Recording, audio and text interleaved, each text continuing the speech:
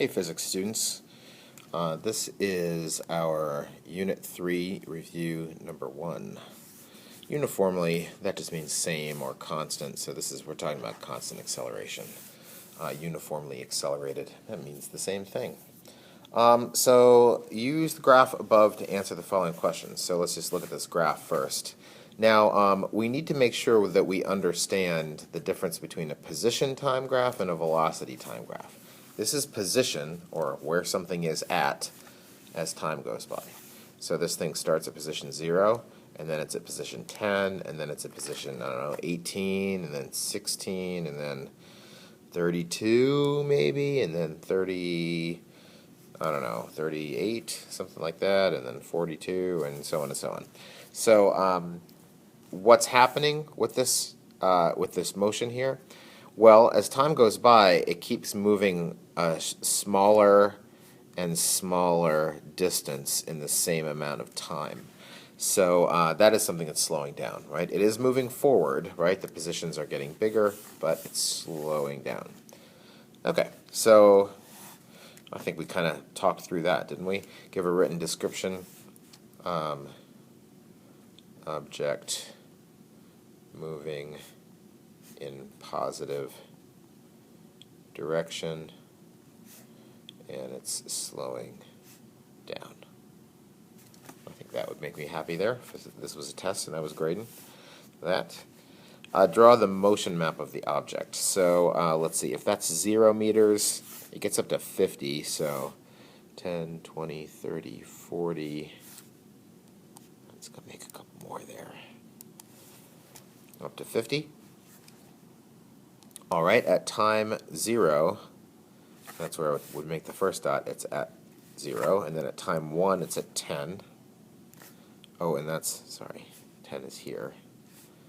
That'll be the point of my first arrow, going halfway there. And then 18, which would be about there, and then 26 or something, which is about here, because this is 10, 20, 30, 40, 50, and 0, 1, 2, 3, and then at about 32, and then at about 40,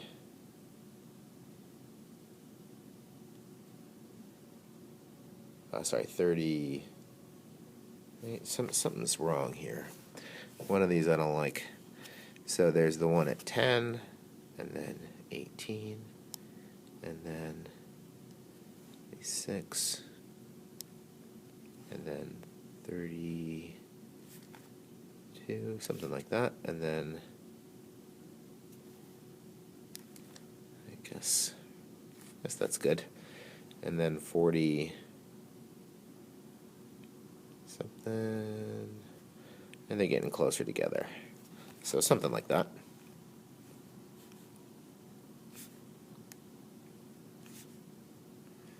And if we make those arrows go halfway to the next dot, they should keep getting a little bit shorter. So something that looks pretty good. Determine the instantaneous velocity of the object at 2 seconds and explain how you did it.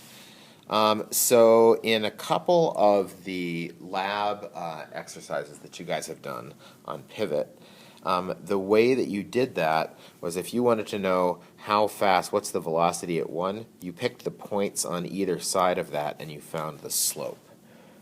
So that's what I would like you to do here. So at time 2, that's this point right here, so just like you did with the lab, you're going to pick the points on either side. You can go like further on either side if you want, but I'm just going to go the ones right on either side of it. So I'm going to explain how I did it first. Slope from time 1 second to time 3 seconds. That's how I'm going to do it. That's my explanation. And so let's see, rise over run. So this looks like it's at about 26 minus 10, right? My rise over 3 seconds minus 1 second. Right, just finding the slope with those 2 points. Right, this is the point 3 comma 26, and this is 1 comma 10. That's all I'm doing there. And that looks like 16 divided by 2, that's about 8 meters per second. Assume that the initial velocity was 10 meters per second. Determine the acceleration of the object. Okay, so what are we supposed to do there? Well, if we want to know what the acceleration is, we could look at our kinematics equations and think about when we set up that kind of problem, we have acceleration, initial velocity, final velocity, delta x, and time. So do I have enough information here to be able to figure out what the acceleration is? Well, obviously I don't know the acceleration yet. Do I know the initial velocity? Yes. Assume the initial velocity is 10. Do I know the final velocity? Well, I don't officially know that, but it sure does look like it's getting flat here. So maybe here we might say that final velocity looks like it's 0, like it's going totally flat there. But we don't exactly 100% super confidently know that. So what if we just pretend we didn't know that? What about the delta x? I do know that, right? It's going from position 0 to position 50. That's a displacement of 50. And I do also know the time, that it takes 10 seconds. So I don't actually need to know that that is 0. It is in fact 0. And if you use that piece of information, I think that would be fine. So let's see, what is the equation that relates those things? I'm always going to write down that equation first before I plug numbers in. You definitely want to have your notes and your equations. You're going to be able to use that on the test. Have those equations ready to use. 1/2 a times t squared plus vi t. And time to do some math. So that's 50 is equal to 10 squared is 100. Half of that is 50. A plus 100. Subtract that over to the other side. You get negative 50. Divide by 50. You get acceleration is -1 meters per second. You can do the per second squared there, or you can do -1 meters per second. Either way is fine. This way you could make an argument that this is a little bit better at explaining what acceleration is. This says that for every 1 second that goes by, the velocity decreases by 1. That's actually consistent with this answer too, right? If it was 10 here, then here it would be 9, and then here it would be 8, and then here it would be 7, and then here it would be 6, 5, 4, 3, 2, 1, and sure enough, 0 there. Okay, so then sketch a corresponding velocity versus time graph. I guess I could scale that to be 10 there, the velocity versus time. Oh, that was already there. I didn't need to do that. And that's that, and 2, 4, 6, 8, 10. Could call that 10, and it gets down to 0. So it starts at 10, velocity is 0. The slope of this is -1 meter per second. Right? If you're looking at this going, hey, that doesn't look like a line with a slope of -1, well, it all depends on how you scale things, right? So it is. All right, I think that's that one done. Now, use the graph to answer the following questions. This is a velocity versus time graph. So now I have something that starts with a velocity. It's not starting at this position. This is how fast it's going. It starts with a velocity of 15 meters per second in the negative direction, and then it's moving toward having a velocity of 0. So it's moving in the negative direction, but is slowing down, right? Its velocity is getting closer to 0. So moving in negative direction and slowing down. Determine the acceleration of the object from the graph. Well, this is a velocity time graph, so the slope of this is the acceleration. So let's see. Looks like I have a rise of 15.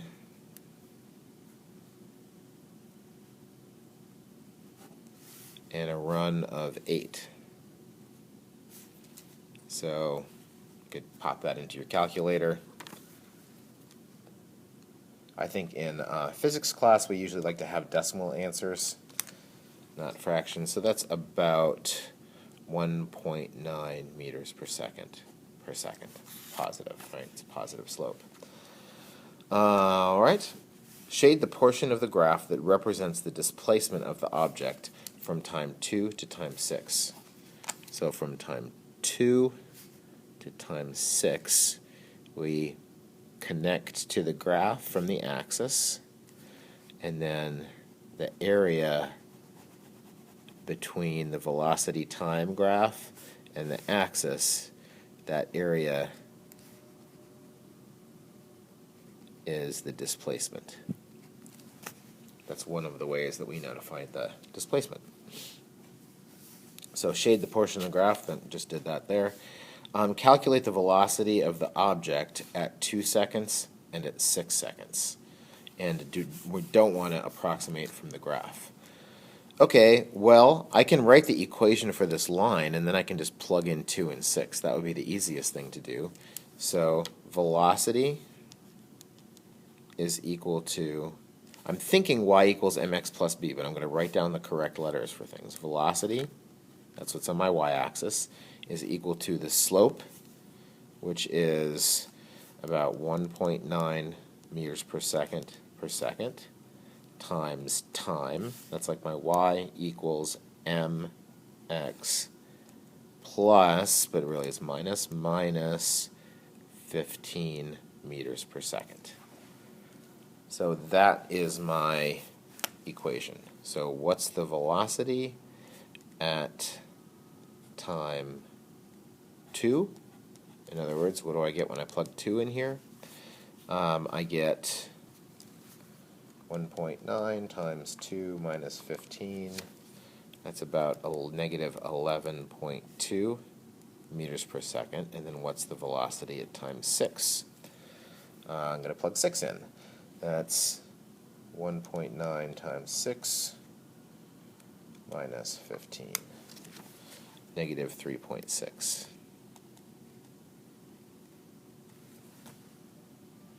And then calculate the object's displacement from 2 to 6 seconds.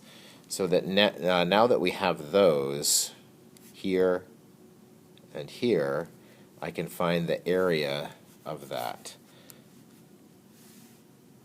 I'm just going to make a fresh copy of it because it's a little too small here. So to find the area of that, this is 3.6, and this is 11.2 is the whole thing. Right, that's why we did this first. And of course that's still 3.6 there, so that means this part of this triangle is 11.2 minus 3.6, which is about 7.6. And this is 4, right, from 2 to 6. So I just need to find some areas now. 4 times that, 4 times 3.6, that's 14.4. And then base times height, half of that is about 15.2 for that triangle. And then add those together.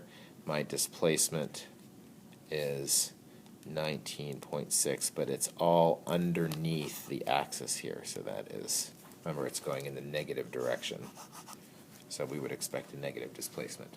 That's fine. You can do it area-wise like that. You could also do this.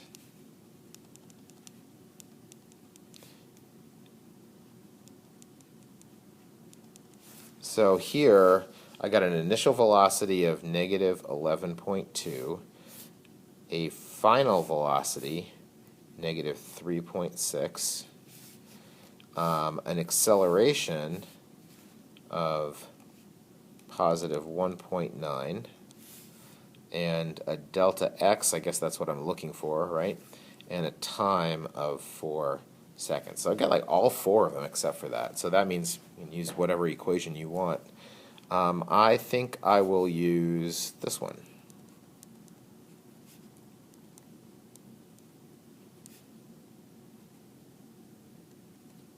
Sorry, just scribble in there.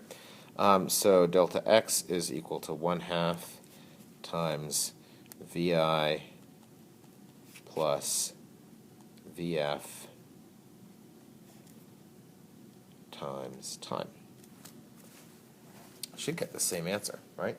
So we'll just make sure. 1/2 times negative 11.2 minus 3.6 times 4, and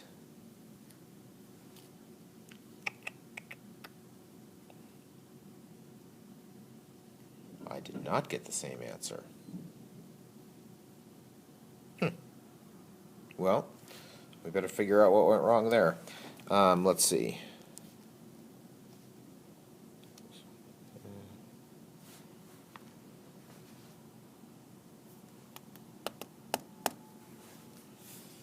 What did I do? You're probably jumping up and down in your chair like, McGrath, you know what I did wrong, don't you?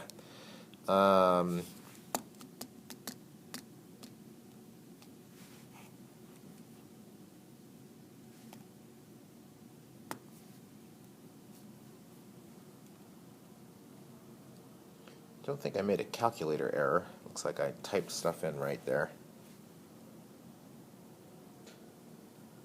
Oh, this is one of the best parts of teaching, where you're trying to explain something clearly, and then you make some kind of boneheaded mistake. So everything that I did here, the process is all good. So what? Oh, I just can't add. Sorry. 10 plus 10 is 20. I'll say. So, okay, so we're all good. So probably when I was adding these up and you're like, no, that's not right. Okay, so check, and then this gave me the same thing. Sorry about that. Just can't do math. It happens. All right, number 3. Using the graph, compare the following quantities for objects A and B. In each blank, indicate whether we got a greater than, less than, or equal sign with A and B. Okay, so let's just check out this graph first. I've got object A. This is position versus time. So this object starts at the origin, starts at 0, and then it's moving forward. And notice that this is flat. It's a straight line. So this object A is going at a constant velocity. How fast is it going? I don't know, because there's no scale on this axis, but it's definitely moving in the positive direction, right? And then object B is curving like this, so that's constant acceleration. It starts out, it looks like here the slope is pretty flat, so probably that's an initial velocity of 0, and then by the end it's got some velocity. And notice that by the end here, this is definitely steeper than that is. And what's happening here at time 3? At time 3, they're at the same location. B is passing A. Okay, so the displacement from 0 to 3 seconds, which one is bigger? So I've got A and B, and I'm going to put in less than, greater than, less than, or equal to sign right there. Now, what is the displacement from time 0 to time 3? Well, at time 3 they're at the same place, so that actually the displacement is the same, because this one, A, went from 0 to here, and B went from 0 to here. They didn't do it in exactly the same way, but the displacement is the same. They're at the same place. How about from 0 to 1.5? Well, here at 1.5, A has gone a greater distance. Right? That's how far A has gone, and B has only gone from 0 to here. So that means A is greater than B. How about the displacement from 1.5 to 3? Well, that's like the rest of the way. So if A is greater than B for the first half of the interval, then B has to be greater than A for the second half to make up the distance. And we can see that in the graph. From time 1.5 to time 3, B makes up this distance, and A only makes up that distance. The average velocity from time 0 to 3. Now, average velocity is just the slope of a secant line, right? Pick 2 points, find the slope. This one starts at 0, and by the time it gets here, it's going faster than A rather. But the average velocity is just the slope connecting those 2 points. And of course, the slope connecting those 2 points is the same as the slope of A. So that is the same. Average velocity is displacement over time. And if the displacements are the same, well, the time is the same, so those average velocities have to be the same. How about from 0 to 1.5? Well, A has the same slope all the time, so that's that. And then if I connect from 0 to 1.5 on the graph of B, that is not as steep. So that means A is greater than B. And then here, average velocity, same thing. These are going to follow the signs of these ones. How about the instantaneous velocity at 3 seconds? That's how fast is it actually going then. So, well, A is going the same all the time, but B, like, what's the slope right here? It's steeper. So B is greater. How about at time 0? Well, at time 0, the graph of B looks like it might have a horizontal tangent line there. So that is smaller. So A is greater than B. If the motion of B is uniformly accelerated, in other words, constant acceleration, which is what we assumed, at what time will both graphs have exactly the same slope? Explain. Well, if you didn't figure this out, that's okay. This is about the trick that we did in those lab exercises where we looked in the middle, right here. If you want to know how fast it's going here, you use the points on either side. So it's at that point exactly halfway through.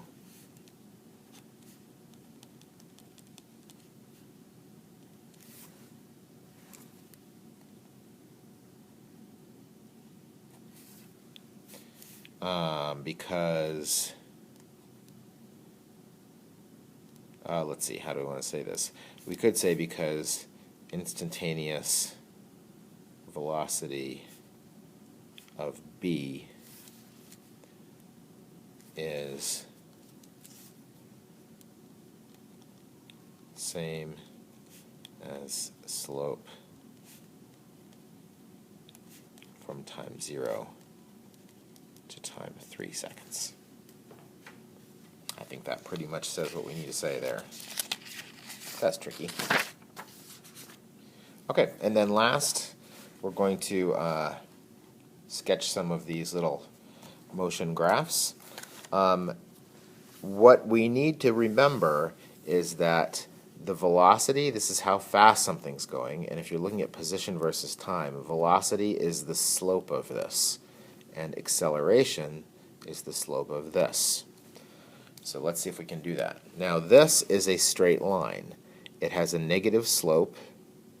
Now, I don't know why this is as tricky as it seems to be, but I've had so many students who look at this and like, okay, so the slope is going down, and then they want to make something that's going down here. But this is not, like, if you end up with this graph and it looks the same as this one, you have messed up. This has a slope that is a negative number. You want it to be -1? Sure, it can be -1. It's negative whatever you want, but it doesn't change. The slope of this is the same number all the time. The slope of this is some constant right here. What's the slope of this? It's 0. And it's not changing. It's not like going up or down or whatever. The slope is just 0 all the time. Okay, how about for the acceleration? What's the slope of this? It's 0. What's the slope of this? It's 0. That's it. For motion map, I want to point out to you too that if you got a position time graph that's a straight line, this is constant velocity. So here's something that starts at some position, let's say here, and it moves for, let's say, a couple ticks of time in that direction at a constant velocity, and then after that it just stays in the same place, which we could do by stacking those dots. So something like that. Okay. Here, what is the slope of this? Well, I know if this is bending, then I know, because we're talking about constant acceleration, if the acceleration's constant, that means this must be a straight line, right? So I know that this is going to be a straight line when this is curved. I just need to figure out like where that straight line is. So what kind of slope do I have here at the start of this? I have some kind of positive slope. Some kind of positive slope. What kind of slope do I have here? Well, that is a slope of 0. And then what kind of slope do I have here? I have a negative slope. So I have some kind of negative slope. And if we're going to have constant acceleration, then that has to be a straight line, because acceleration is the slope of this, some negative number. Okay, this thing, where does it start? It starts at position 0, and then it's moving forward, and then it's kind of like slowing down, so not quite as far, and then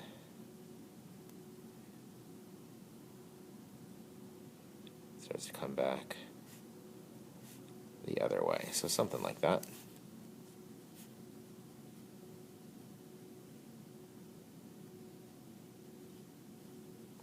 Just want to avoid, don't put two dots on top of each other here, because that means there's a period of time that went by where it was just sitting there, and that is not true. It's only there just for the clock reading, but it doesn't stay there for any length of time. All right, the last one. So I got two pieces here. It looks like this is bending and this is straight. So velocity is the slope of this. Looks like I'm starting with a slope of 0, and then it's getting steeper until I have a slope of something. Now, velocity time, if that curve is going to be something that has constant acceleration, this has to be a straight line. That is not negotiable. Now here, if I wanted to do the acceleration for this part, the slope of that is some positive number. Okay? And then here, this is straight, so that just has like some positive slope. And it's not changing anymore. And what's the slope of that? The slope of that is 0.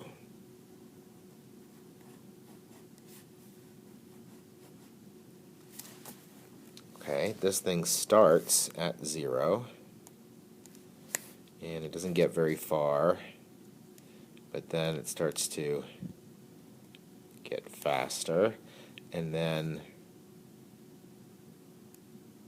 once we get to here, then it has a constant velocity, so something like that. Dots getting further apart, and then same. That takes some practice. I think I would, if I were you, take some time to think about that, come back, look at these again, try them again. All right. And if you're wondering, like, well, how am I supposed to try them again like I did them? Even if you printed this, well, you could print another copy of it, or you could just look. When I started, this was a blank sheet, or it didn't have any work on it, just had the graph, so you could do them on a separate sheet of paper to practice. Alrighty, that's review part 1.